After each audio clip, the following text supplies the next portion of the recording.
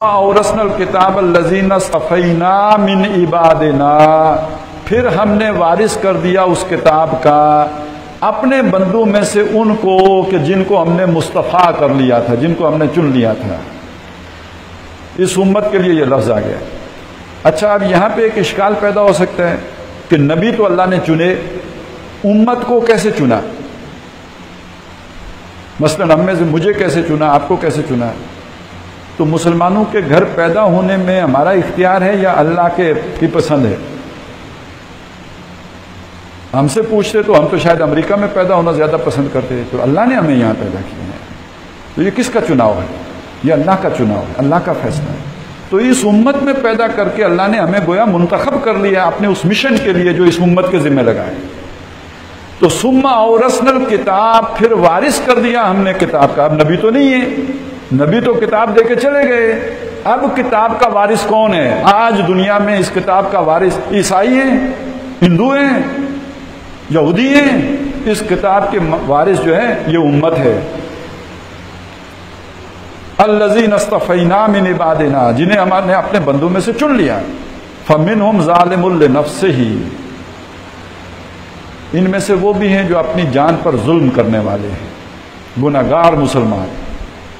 کتاب کے وارث تو ہیں لیکن یہ کہ گناہگار ہیں، گناہ ان کو کا ارتکاب ہوتا ہے ان سے۔ ومنہم مقتصد، اور ان میں وہ بھی ہیں کہ جو درمیان کی چال میں ہیں، کچھ اچھا بھی کرتے ہیں، کچھ غلط بھی ہو جاتے ہیں۔ ومنہم سابق بالخیرات، اور وہ بھی ہیں جو خیرات، نیکیوں اور بلائیوں کی طرف لپک لپک کے جاتے ہیں، دوڑ دوڑ کے جاتے ہیں، ان کی پہلی ترجیح ہے۔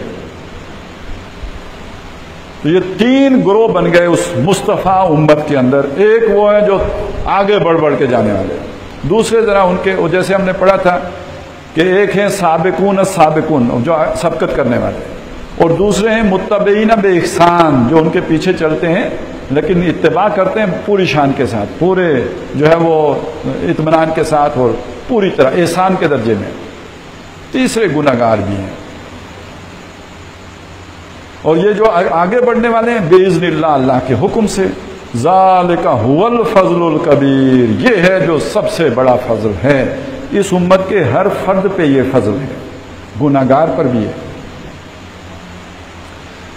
صرف یہ ہے اللہ چاہے تو جو گناہگار ہے اسے معاف کر دے، تو چاہے اسے کچھ جو بھی اس کے گناہوں کی سزا ہے وہ بھگتا کر اسے جنت میں لے جائے۔ رائی کے دانے کے برابر بھی اگر ایمان ہوگا دل میں، سزا پانے کے بعد بالآخر تو جنت میں چلا جائے گا نا، فضل تو مل ہی گیا۔